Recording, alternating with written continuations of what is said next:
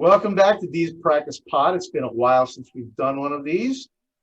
During this, with this world still experiencing, the show hasn't exactly been priority one, and everybody's been in a mad scramble to right the ship.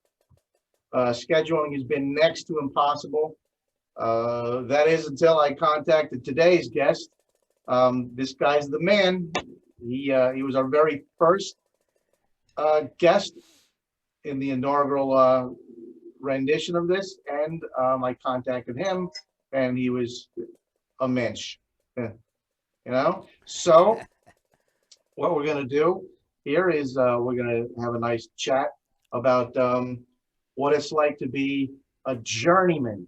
This guy is a 300 gig a year kind of guy, so this is the guy to find out what the environment's like out there in our current environment.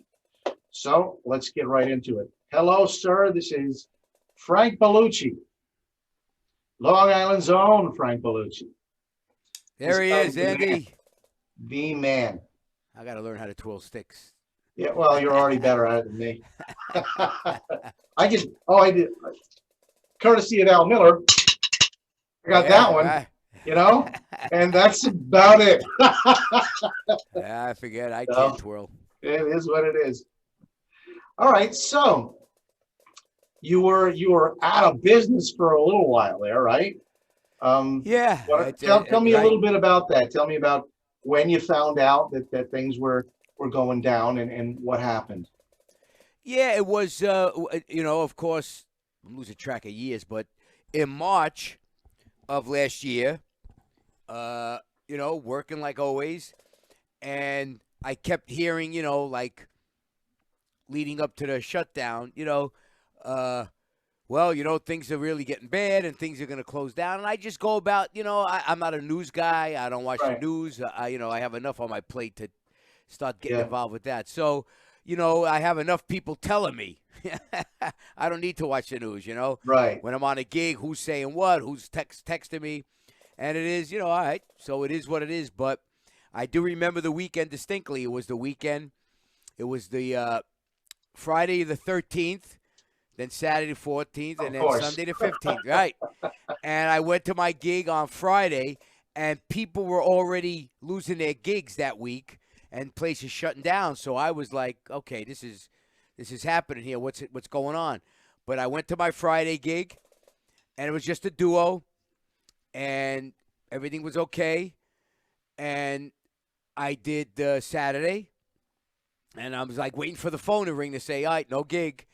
I did Then I had 2 Sunday. So I'm like, now what are the odds? And sure enough, I went to my day gig, which was outside, and then my night gig. And on a night gig, that's when everybody said, come tomorrow, everything's done for real, And like I said, I friends of mine had already lost gigs that week. So I was lucky I got my 4 gigs in that weekend. Right. And I had a gig Monday, of course. On the 16th, always had gigs, and that was it. The restaurant closed and everything closed. So that was it. Come March 15th, that was my last 2 gigs. Everything done. Went through the rest of March. Went through April, of course. And then May came around, and it was like the middle of May, and I was asked if I want to do some outside gigs, And I go, sure. They go, it's just a duo. So I put a duo together, and May started, mostly before a lot of people were playing, and went out, it was a safe thing. Everybody, with the cleaning the tables, everything that on every table was the disinfectant and the masks already. But I was outside, and it was like, me, a guitar player that far away from me, and nobody was even in, everybody was like tables were that far away. So I was like, yeah, this is safe enough. We didn't even go inside the building. The building was closed.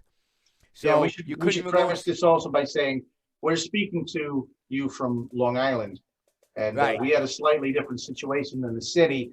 The city, if you looked at pictures from the news, it looked like the end of the world. There was nobody on the streets, Right. So this was, I was lucky here. The building was closed. Right. we were outside. You drove up outside. You went outside. And so I was like, yeah, this is, cool, safe Right. enough. And from that started being every week. Right. So little by little in May, I was already back on the scene. And I remember even posted a picture. I go, my daughter gave me a haircut because you weren't going for haircuts. So I had this buzzer that my friend gave me, a few years ago. I go, hey, let's see how this thing works. Right. How bad could you mess up my hair? So she buzzed my hair.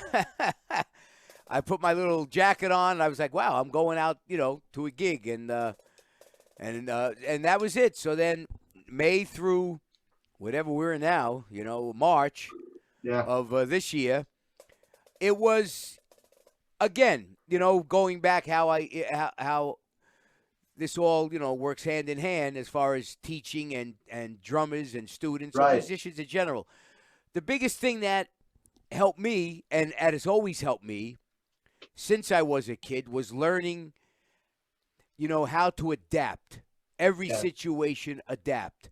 I never felt like, I'm going to be this drummer. I'm going to be this type of drummer. I'm going to play music. And if I'm going to play music for a living, I knew in school what I was doing for a living. I wasn't one of those kids, I'm going to be a fireman. I'm going to be a doctor. I'm going to. Right. I know what I'm doing. I'm playing drums. Now, of course, for the family, what do you mean you're playing drums? You have to get. So that's how I knew I was playing drums. So if I'm going to play drums, I can't turn down any gig or work. Right. So that means I have to be ready for any situation. Sure. Because, you get a call, hey, Frank, it's a this kind of gig, and you can only play there. You're cool. Yep, I'm cool. Hey, Frank, it's a session. It's all sight reading with a big band. Yep, I'm cool with it. So, and what happens is many aren't. Not to get off, but like now, if I get called or through the years, the different bands I'm in, if it was something where it's a blues gig or more of a rock gig, I could call 20 drummers out here, no problem. Well, it's a restaurant gig where you have to play brushes and you can't pick up sticks, and you have to play lower than the volume of the people. Well, now it goes down to maybe I have a handful of drummers I could call, Now, if it's a sight reading gig and it's, now there's maybe 2 or 3 drummers I feel I could call. Because I've been there before where I'll send a sub, and next thing you know, I hear back, hey, man, he or she couldn't play brushes, too loud. Couldn't read a chart, couldn't do. So, they're great in that one thing I send them. Right. But, so adaptability, if the biggest thing I teach is adaptability, if you want to do something, because it's hard enough playing now for a living. Oh, yeah. Let alone, and it's Before, only worse. the world changed 20 years ago. Right. And even like I said, so I'm talking years ago where I would get feedback. Well, don't send her again or him again because couldn't adapt it. So adaptability, I feel, for me, has gotten me the work because, they know. Like when I hear, we've talked about this. When I hear someone say to me, well, Frank, we can't use drums because the volume. It just, ooh, boy, it angers me because you're talking to me now, and now you're putting me in this category. Right. Drums are loud. We already had loud drummers. And it's like, as you see on my video, I go out with a snare now, a hi-hat. I bring a cajon bass drum. Right. That's it. Yeah. That's what I play. So brushes. I'll play brushes 14. on a gig. Yeah. And if anything, I'll bring like a 14-inch bass drum that my buddy Pete made, out of a snare. That's it. I don't even bring a drum set out. If I did a couple of outside gigs last year when they were doing these drivers, I'll bring my little set. So when someone says, drums, we can't have drums. Oh, if it's a duo, you can't have drums, too loud. And again, we spoke about that. I'll go to see, guitar players playing with tracks that there's blood coming out of your ears. Right, of course, they're screaming their vocals, which are always blaring, or the guitar, or the tracks behind them. So, meanwhile, I'll go to a gig and duo and play brushes all night. Well, you don't even hear it on my video. Right. So, what are you talking about here? It's adapting to the situation. So, anyway, the adaptability has gotten me because the gigs I've been doing from last year in May up until now have been duos and trios. The only gigs I've did, like with my Shining Star band, were outside, 10-piece band, with a drive-in, where people stayed in their cars. Right. And then I did a couple of sub gigs outside when they were still doing concerts last year outside, drive-ins. But every gig I've been doing now is either a jazz Right. trio or a duo with a keyboard player or a guitar Sure. player. Right. And so I'm able to adapt to that. And as easy as that sounds, I'll say it again. I have some drummers that come up, and if they sat in and they are blaring, hitting the drums like, and Yeah. you think to yourself, man, that's why some drummers do get a bad rap. There's a lot of people, musicians. You got to read the room, Yeah, man, and they're good Yeah. in their little bubble. Right. But take Well, they them put outside themselves that. in that bubble. Well, yeah, and it's Yeah. so it's I never thought of like this. I was like, I don't want no bubble. Right. Whatever I have to do to work, I'm going to adapt to. And that's Right. how you have to prepare yourself, because it's hard enough as things are, let alone to turn down and like you could always hear someone when they hesitate whether it's a keyboard player, guitar player, whoever. Hey, look, this is a gig. It is sight reading. It's as soon as you hear that, that's it. That's a hesitation. Right. And it's the same with anything. So if someone calls me, Frank, it's this, don't worry, I got it. I'm in.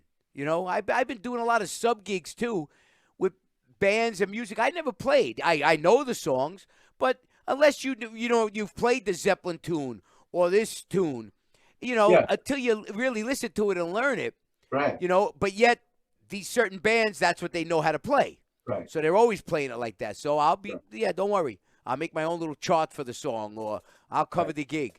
So but when it comes to volume and playing brushes, and especially jazz gigs, is but the people I could call a sub for me, it goes down to that.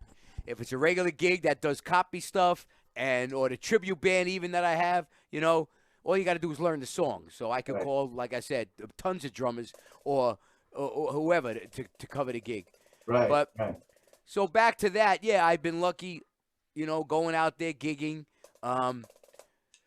I've helped club owners where vice versa, where you go out and you just say, look, man, I'm coming here to play to help you keep your place open, Right. So we've all done that.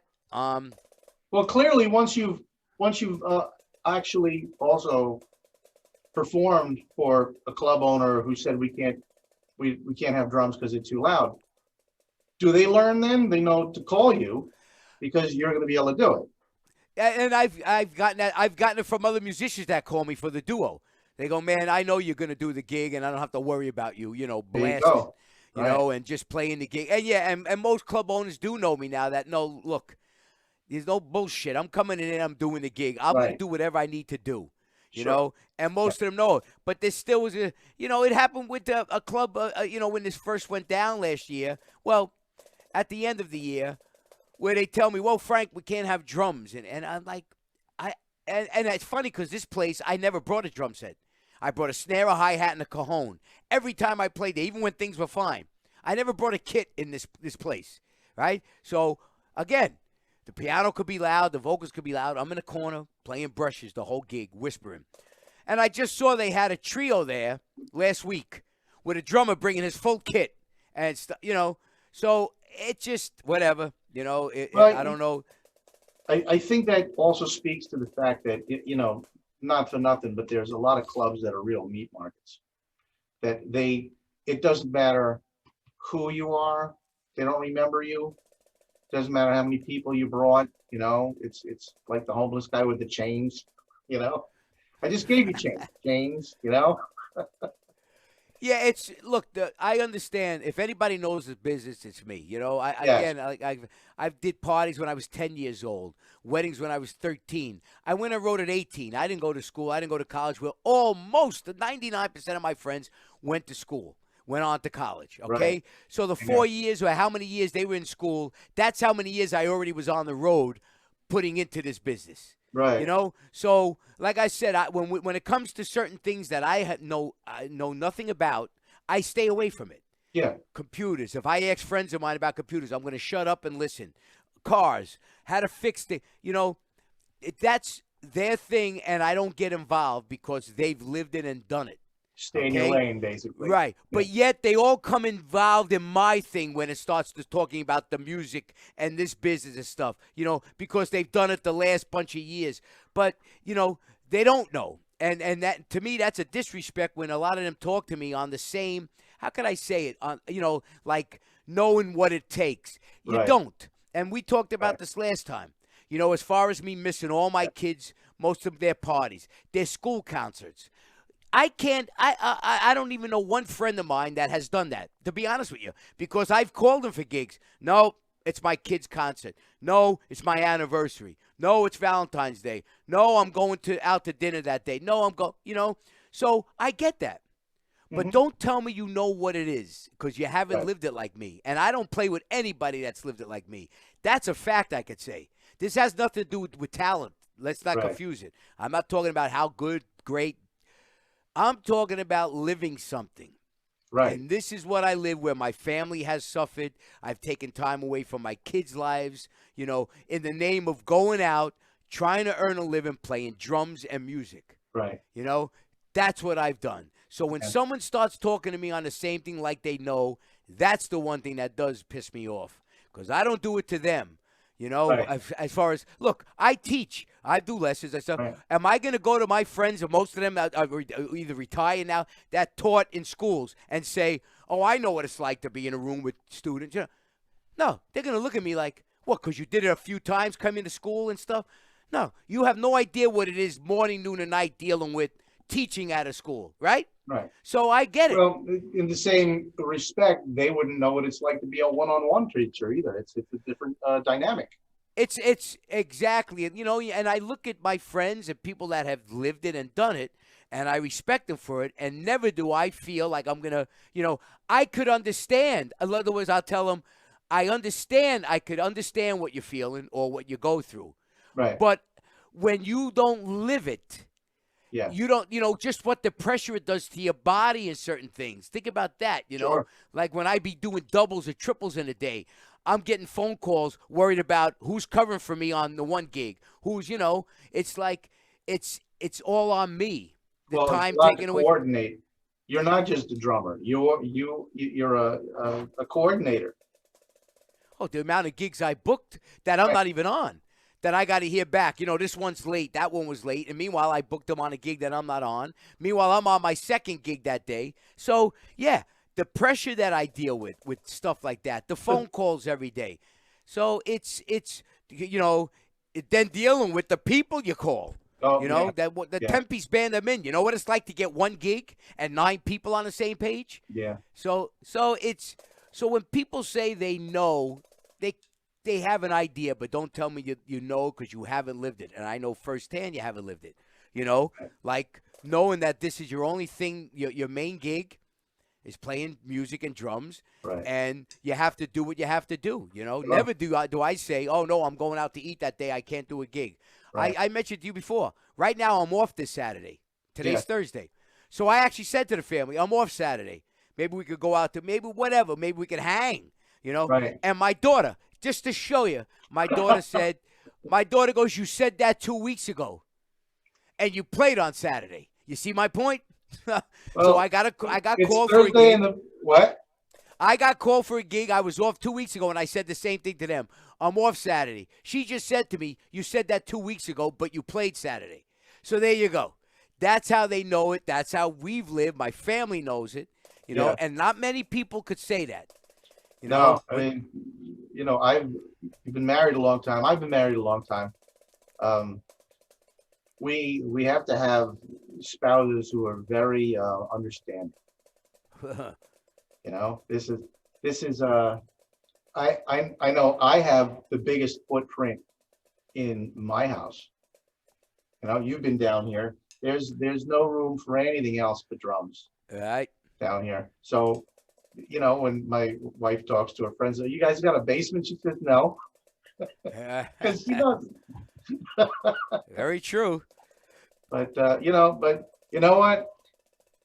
They knew us when we were already drummers when we met, and we found good women because they didn't try to change us. Hey, man, I met my wife on a gig in Connecticut. I was doing a 5-nighter a week in 1978. So it wasn't like she met me and I was a doctor and I decided 10 years later, I'm going to become a drummer. Right. So from there, she knew I wasn't home for, certain days, for this day, for that day. When my kids were born, you know what I mean? Thank God, they were, my daughter was on a Monday night. I was teaching and then, so born like Tuesday morning, like 1 in the morning or 2 in the morning. Right. And my son was on also a weekday very early in the morning. He was premature, Dan. But when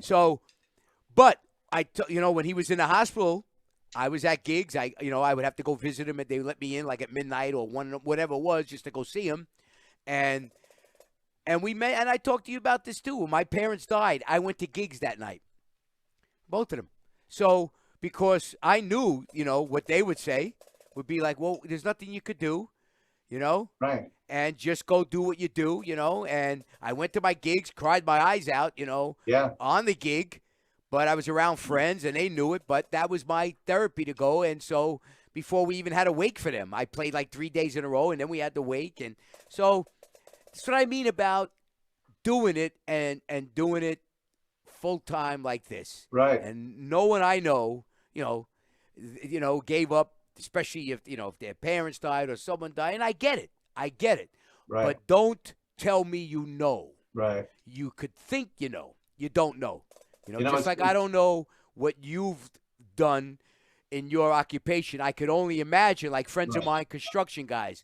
I'll just put it to you this way. One of the singers that were in my band, he's great with construction stuff. Building. He's unbelievable. Okay, so a couple of years ago, my house was falling apart. So he did the siding, windows, inside my den. I mean, my house was a wreck, right? That's what I mean by talking about all the same people here. You talk about Nick Coppolis? No. My friend Rob, great singer. But he's great. I know what you're talking about when you're talking about Pete. Talking about Pete last Pete, yeah. Well, Pete's another one. Pete's come here and helped me out all the time. Yes. Because he's handy and everything. He's a great drummer, but he's one of those guys that he does it all. Builds the drums, plays the drums, but he could fix if you say, hey, Pete, this went on my whatever. Don't worry, I know how to fix it. It's like, geez, guy like that. That's what I don't have at all. See, that's what I admit, and we goof about that. Right. It's like, he tells me, like my father used to say, man, it's a good thing you play the drums because there's nothing else you do. And it's not. That is my point. So I'm not going to act like, I know I know a little bit what I need to do to record on my setup now, my computer. Right. But friends of mine that have done this, I'm never going to say, whoa, I did this. This is how I do it, and this is the way. So it's like, know your space. Know your place, in other words. Know yourself. Yeah. And this guy, so my buddy Rob was working here, and it's freezing outside. He's with his, his helper. And he's like, you working tonight? I go, yeah, I got a gig tonight. Now, here's a guy that's outside, freezing, on a scaffold, right, working. He was in the music business. He knows it. He says to me, I don't know how you do it. Now, think about this, okay? He's saying to me, I don't know how you do it. And he was in my band and stuff, and he didn't want to do it anymore, whatever. But here he is working outside on a scaffold. Freezing, where you would say, oh, my God, look at this poor guy's doing. But yet, he knows what I go through to do this, to try to make a dime. Yeah. Right? And he looks at me and says, I don't know how you've done this all your life. So that's my point of someone who gets it. Right. Okay? So, and but it just. And then we throw this new thing that we've got into the mix, and it's just. Ever harder to get anything done, And it's worse now, Like what we spoke about is, paying dues in the business. Now with the social media, which I thought, this is a good thing. To me, it's actually worse than it is good. I hate to say it because what it's become and people that are on the social media. Okay, I get it. But now it's not about how many years have you done this? How many dues have you paid? Yeah. It's like, what's your Instagram account? Imagine this. At this age, that's what I'm hearing. So everything I've done and the dues I paid, the people I play with, all my life from 18 going on the road to 62 now, still doing this for a living, Right. right? It's what's my Instagram. That's going to make me legit. It's just No, you, so, to well, me, that stuff is way out. You know, it's a yeah. good thing. You can search YouTube to watch, videos. I could see, Elvin. I could watch, Tony Williams. It's great. Well, look, It's great. it's a tool. It's a Right. tool, and information's never bad, but there's a lot of, either false information or wrong information out there, Right. you know. Um, this is my hope. My hope is, well, whenever anything's new, even in drums, remember when electronics came out? Right. Oh, everybody was just dumping all of the acoustic drums and getting all of these Simmons kits and everything else. And then you realize, firstly, a lot of the clubs weren't even prepared for this yet. I experienced that myself. I bought those TD7s, the Yeah, I Roland know 'em. TD7, Yeah. and I figured, wow, because I was working with a band where it was in a lot of these like rock clubs where you had to be in and out and real quick. They gave you maybe 20 minutes to set up. I'm like, I solved my problems. I've got this thing, right? And then, well, they don't make any sound unless they're plugged in, right? So, all right. So, the guy at the board scratching his head, because this is back in the early 90s. So they didn't even know from, they were so new that when they first came out, you remember Bill Messinetti?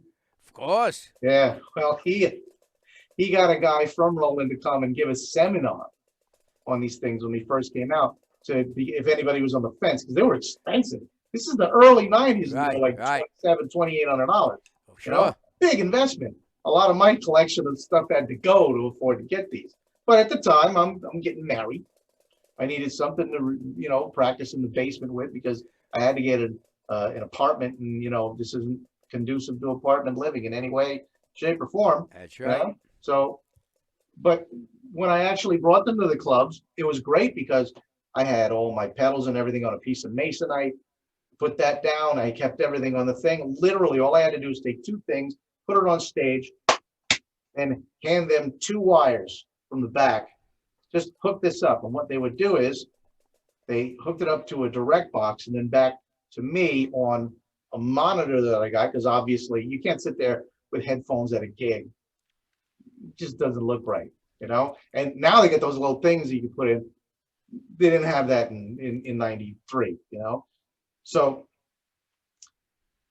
every single time until I actually quit using these things, within the first song, they blew the tweeter out of this box.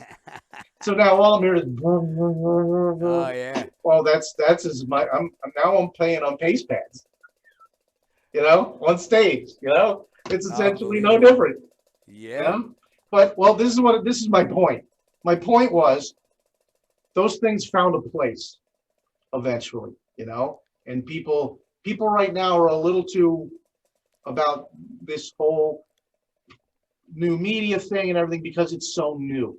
I think it'll eventually calm down because people are gonna burn out. They burn out on types of music. They burn out Right. on types of anything. The Kardashians are now a thing of the past on television, right? They made their money though. They go, woo, boy, did they make their money, But things ebb and flow, and hopefully this thing will, the ship will be righted, and maybe it'll be used for more what it should be used for, and that's basically a tool, Well, not the end all be all, not just to build your career just on that, because I think one thing that as a teacher I've found, the kids that I keep longest are the ones that go to concerts. There's something about live, and I know it myself. If I go to a show, I'm energized to get down and practice. There's Yeah. something just so it's like having the Rocky music on when you're working out. There's something to be said for it. Amen. There's nothing like going to let alone there's nothing like going to a club to Mhm. see live bands. And now that's the other thing, and it's basically now the singles or the duos, and and I'm sorry, but for me, I don't care what tracks you're playing to. I want to see drums, or I want to see percussion there. I can't go in a place and listen to just a guitar player No, playing. So I don't care. And there's plenty of my buddies that are great. he I can just slap on the side of it as much as he wants. yeah, He's not a drummer. I just can't. I want to see drums, and a band. But it's think about it. How old are you? 52. Yeah. Okay. So I got 10 years on you, and that's Yeah. a lot. That's a lot Yeah. in this life. It You is. know, like is. my buddies, I have, buddies that just turned 54, and they're like, "Oh, we're close." I go, "No, no. Trust me. Someone who's been through it. You think you're close, but what happens in life as that years go." That's But a half a generation. right. Amen. That's a goodly amount of time. Think Yeah. about what you can do in your life in 10 years. There you You go. might Look get how a fast- doctorate in 10 years. That's significant. And I should have did that. you know what? You're I wouldn't be doing in with this your life position. what you should be doing because you obviously love it. Oh, without a doubt. But now it goes back to how I worked. It wasn't there was no cameras. I didn't even have a video. I finally got a video machine, a big one, when my kids were born. Because I'm like, oh, you got to start taking videos, right? So there was no phones. There was no internet. You got Right. called to work because they knew you could play.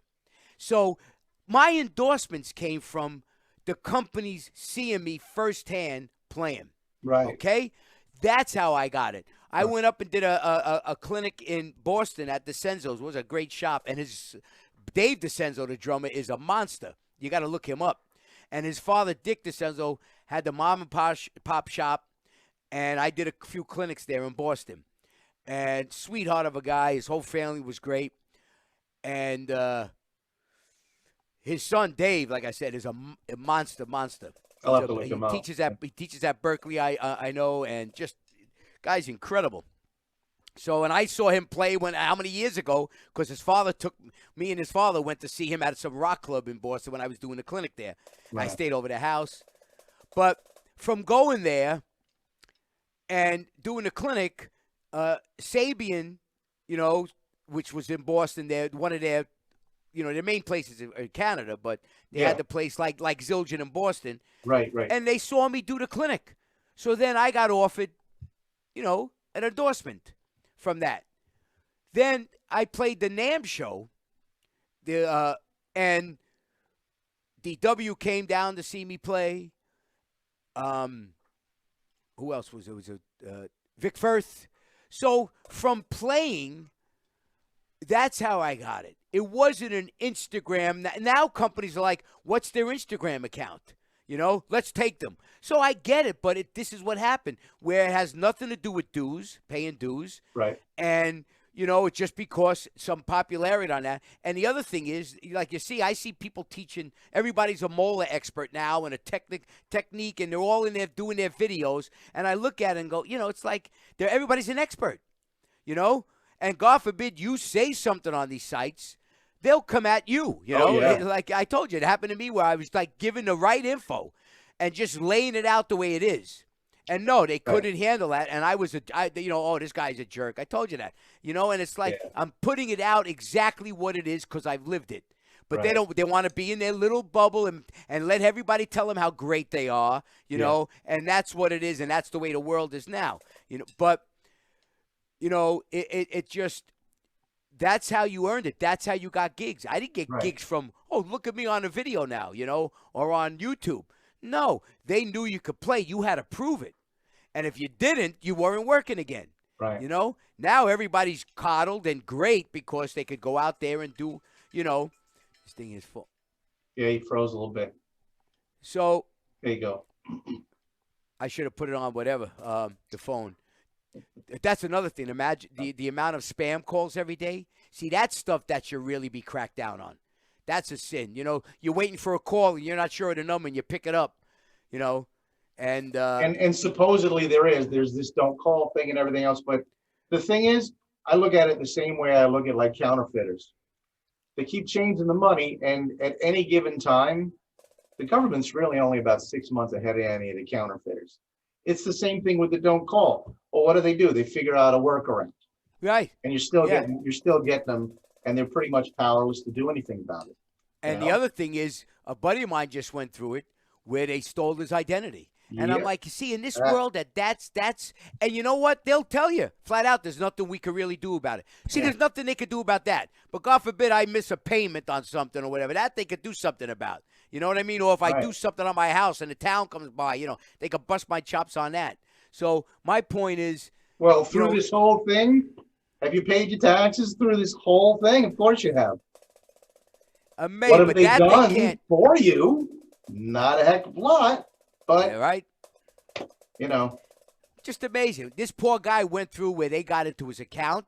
They contacted his mother, on the phone. And, and she's an older woman. And she's like, what's going on here? And he goes, you can't believe how many things, the passwords, and then it still didn't work, and canceled credit cards. Yeah. So, to me, if they ever find someone that does that, they should make, this person as an example. Damn right. Oh, to show you get caught. I know it's, rare that anyone gets caught, but just thinking that people do that to, people. Anyway, I don't want to get off on a. It is what it is. But you know what? It's no matter what you do for a living, this stuff affects you because you're still, like you say, if you're not living in a bubble, if you're living in the world, then you do have to deal with these things, Yeah, right. So what do you see as, since you're out there, are you noticing things loosening up any? Well, I get the info. Again, I don't watch the news. I don't deal with that. I get enough people telling me, hey, Frank, that's going to be canceled. Oh, Frank, they're going to close it. I know it's opening up restaurants, I think 75% now. Yeah. Occupancy, something like that coming up. I don't know if it's yet. Every gig I played was only like, what was it? I forgot what the percentage was. Not even half. So, and like we spoke about, where most of the gigs I've been doing, been duos or trios. So the jazz gigs I do, nobody shows up anyway. So we were never worried about crowds. So you just played by the house then? Well, we just, look, when I say no one, you have that, the people that basic, that come to like, but I'm saying it's not, I'm not playing these big clubs where it was, wall-to-wall people. Yeah. So that I knew that wasn't happening anymore. But the gigs like I've been playing for the last since May, that's what it's been.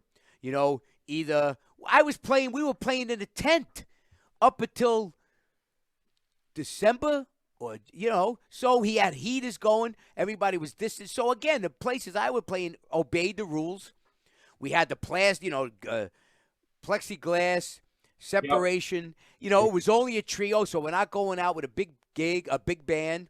Right. So, like I said, everything that I played, they had it down. We had a mask, distance, clean the tables. They had the bottles on the tables, even the wipes. They gave you a mask if you didn't. So I always felt good enough, safe enough. And the clubs I was playing, it's either was outside. And like I said, I played outside through December. We had heaters. So I was never in that environment where people weren't wearing masks and it was crowded. And people behave themselves. And again, everybody, I could say every place I played, wasn't where people would say, no, I'm not wearing a mask and I'm not doing, everybody followed what they had. When they had to eat something, they ate, whatever it was, Well, how many of the places that you played on a regular basis have, because of it, shut down entirely and probably forever? Well, I had, I always had a steady jazz thing on Monday for, 13, 14 years. Different places. And the last place, which was great, right by my house, unfortunately had to close. So that was a heartbreak. The whole restaurant, not only for me losing a gig, the poor people lost their restaurant. Yeah. I was doing a Sunday.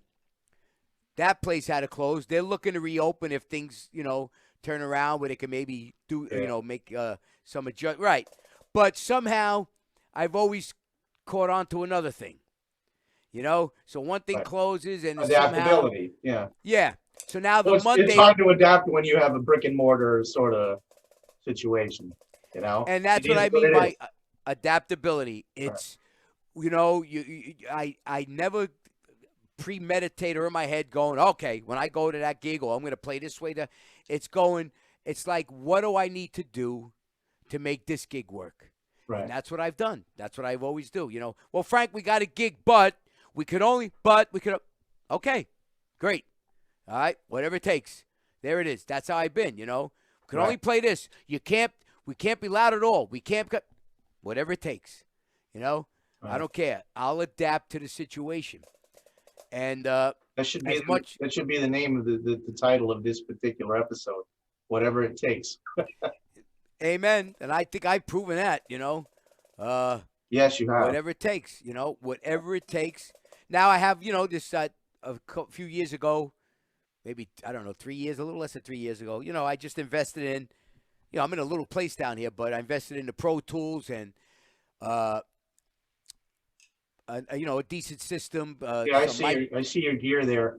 Yeah, Yeah. my situation here is only for teaching, so I'm good enough to record lessons and stuff like that, but there's not going to be any professional stuff done down here. Yeah, I mean, um, like I was just sent yesterday 2 songs to someone, so that helped too. That I had to learn this, really fast right, because when this first happened last year, I got called to do like 12 songs from someone, and I'm like, oh yeah, I could do it, and I was learning as I went. And right, again, I have friends that are geniuses on this. That's what I mean. right. So you reach out to them. I'm not going to act like, oh, I got this equipment. I know what you mean.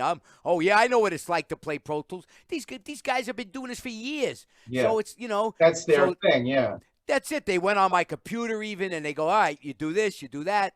They showed me. I took a lesson or two on the computer and wrote, me, I have to see it. So, yeah, they made sure they recorded it like you do. They send me the video back. Here's what we talked about. So I was lucky. I was able to do it, and that really got me learning the stuff. I sent the 12 songs, and then from that, people kind of knew I was doing it. Hey, Frank, could you do the song for me? Last night, at the gig, piano player says, I have another song for you. So that's been great. I wish that came in a lot more because then I would stay home. yeah, And I told you, when this thing first happened, people were like, that judging thing. Well, why are you going out playing? You shouldn't. You shouldn't. And then you look at them, they're either retired, yeah, getting their pension, their money. Their partner yeah, is still working, or they have money, so they don't have to worry. They have a inheritance. They don't have to worry. So when people say to you, judging, why you go, you shouldn't. It's that. right. I just look at them and go, you know what? This is what I have to do.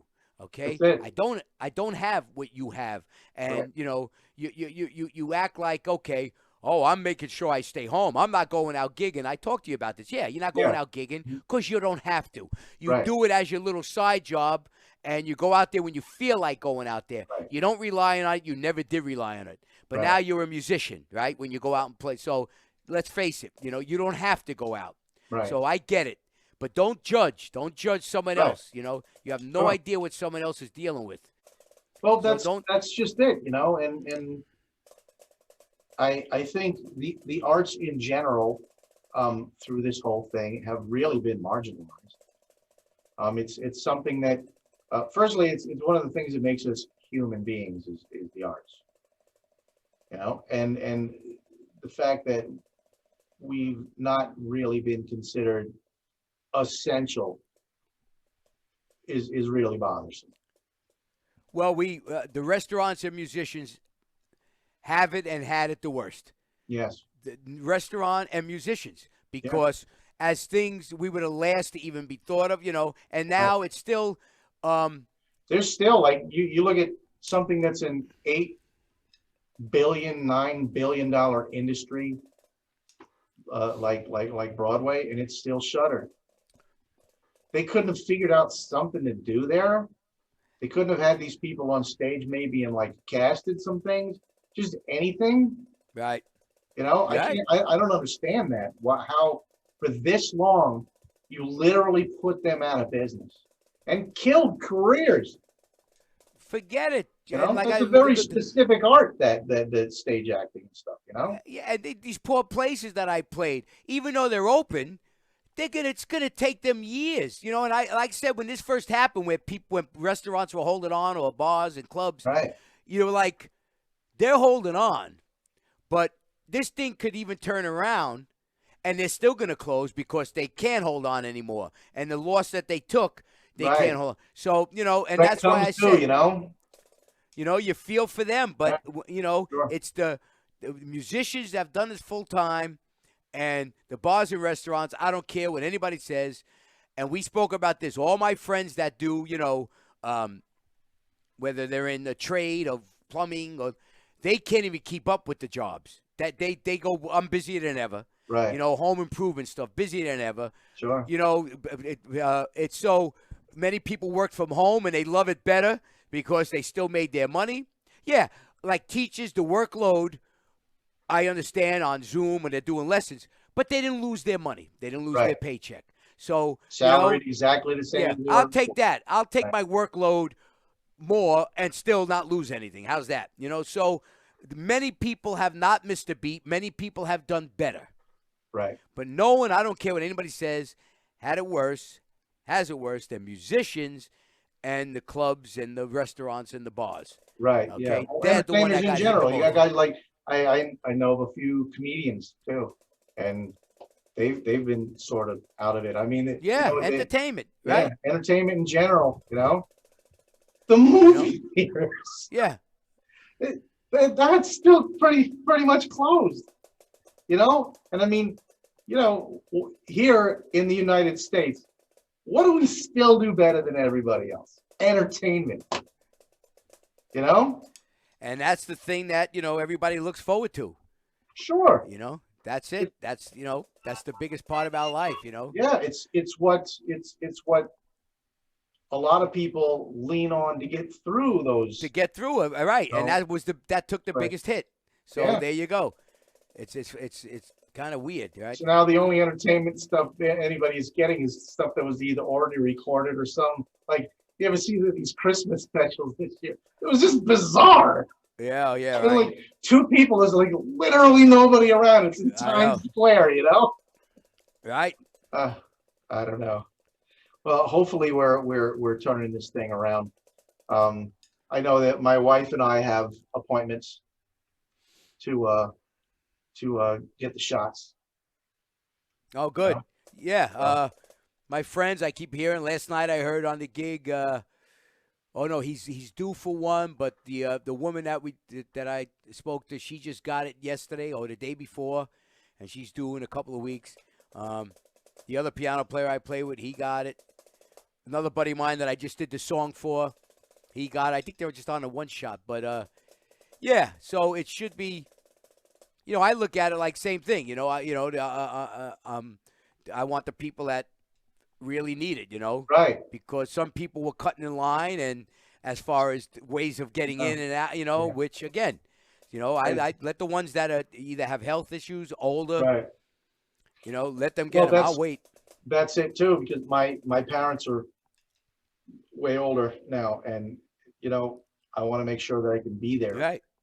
You know, and they already got it like a couple of weeks ago. Oh, good. I qualify um, for all things because I've been doing some Uber Eats driving to make things. But you go through the list, yeah, check all the boxes. Well, are you a first responder? Nope. You do this? Nope. Nope. Nope. Nope. Nope. Nope. Nope. Nope. Nope. Nope. Nope. The very bottom one was the one that qualified me, Really? and yeah, and just because I have a mortgage, you had to do something, you know. And but my main thing was teaching, and you know, 2/3 of that went right out the window with this thing. Right. You got to do what you got to do to keep the lights on, you know. But Good. it Now you qualified just, me to get the shot, and you know. yeah, you know, man, I wish I could stay home, you know, and that's the ones that Yeah, I said when they're judging and they're sitting home in their right, comfort of their living room and don't have to worry about the next mortgage payment, you right, know. And I told you, I have 6 pets all of a sudden. Right. My son found 2 in an abandoned house. What are we going to do? We're taking them in. Right. Then my friend moved. My wife and daughter felt bad for the cat because they were just going to, bring it somewhere. That's on my bill now. We already had, my son saved a dog. It's in my house, plus my other 2 dogs. So all of a sudden, who's paying for that? The vet bills. The cats were sick, no less, when he found. So, everybody has something to say, but they don't know the situation. Yeah. So, don't judge of like, why are you going out? You shouldn't. Right. Okay, great. You're in your bubble telling me I shouldn't. Okay. Right. So let's get to reality here. So everybody's got their own thing to deal with here. So well, eventually all the plexiglass is going to have to come down. We're all going to have to live in the world again. Right. I mean, look elsewhere at in the world where they've had the same situation. They're not doing most of the things that we're doing. Right. So, well, I don't know what to tell you. Well, all right. It's always good to talk to you. Yeah, man. We'll hang in person one day. that oh my God, that I'm so looking forward to that. And I've talked to a few people that we have in common. Matt Miller, same thing. I'm supposed to talk get to Matt every day. Yeah, I'm supposed to get Pete Lazos in here eventually, but it's hard right now to get anything going. Right. So Pete Lazos, by the way, of Ruckus Drum Company. Very, very insanely good. You can see amongst my snares back there. There's you got a beautiful collection. I have his 1, 2, 3, 4 snares right on that shelf of his, and one that I use on the gig from last night. Wow. There's probably 2 of his that are not on there. Wow. Oh, no. Yeah. Geez, so I didn't realize. Let's see. There's 3 of his. There's 1. Oh, no, that's about 1, 2. 3 drums of his on there, and 2 more in the other room that I use. So I got 5 at least of the snare drums. Wow. His sets are in that room too, which is a mess. But yeah, and he's just making drums every day, and he's insane. Like I said, he a guy like that could do that. Yeah. And plays them well. That's the funny thing. Yes. Yeah. But he's always helped me here at the house. So yeah, just one of the good guys. Good people. Yeah. Right, and that's what I'm lucky, Yeah. with having, some good friends. Even when this first happened, people reached out to me, and came here. Who brought food? Who brought, it was unbelievable. Right. Offered that's money and savings things. grace. That's what hopefully that's what's gotten us through this thing to begin with. Is there's the things that aggravate you, and then there's the underlying fact that people are generally good. Yeah, right. And right. And that's the thing, people are judged, this whole voting thing. And I told you, when this first happened, the people that reached out to me, do you think I would care who they voted for or what they believe or what? I saw in their eyes when they came here, knocked on my door with money, or when they came like, Pete, open your garage. Why? Here, there's a bunch of groceries. And you're like, and yet someone's going to judge this friend of mine because they voted or they feel a certain way. That's what really, that's another thing that angers me. The judging of someone. Yeah. Meanwhile, the ones that do the judging, what have you done? Right. Like I said, there's plenty of people I put to work in this business. Right. Whether it's drummers or everybody else. And some have reached out to me and a lot haven't. So when I see who they voted now you know for, who your real friends are. Exactly. Yeah. So I'm going to say just because you're that and you preach like you're so, holier than thou. Meanwhile, the work I gave you and this and now you don't even reach out to me and ask, hey, you need help or how you doing? Right. So my point. But you're going to judge the other person that came to my house with either money offering or, or food, and you're going to judge them because they voted for some? Nah. That's why I never even talk politics. Never. That's not my lane anyway, to be honest with you. Yeah, and it's just ridiculous that if they think anybody is on our team, bullshit. Sorry to say. I can hear my father. My father knew that years ago. people are fighting over who. There's not one that's concerned about us. No, it's a work. They all live in mansions and they're all rich and Yeah. their kids are rich. So how's that work? Bullshit. Yeah. That stuff is bullcrap. Well, I cursed again. Damn it. That's okay. Don't worry about it. These are crazy times we're living in. So. All right. Well, before I curse anymore. Okay, so I hope to speak to you in the flesh real soon. Yeah, man. Again, you know, I'm coming to your place for some brush lessons. As soon as I have My pleasure. enough money to put together. Maybe I could do it like a lesson at a time or something in the interim, you know. Whatever you I can want to work do. on something. So sounds good. You let me All right, know. Frank, I will.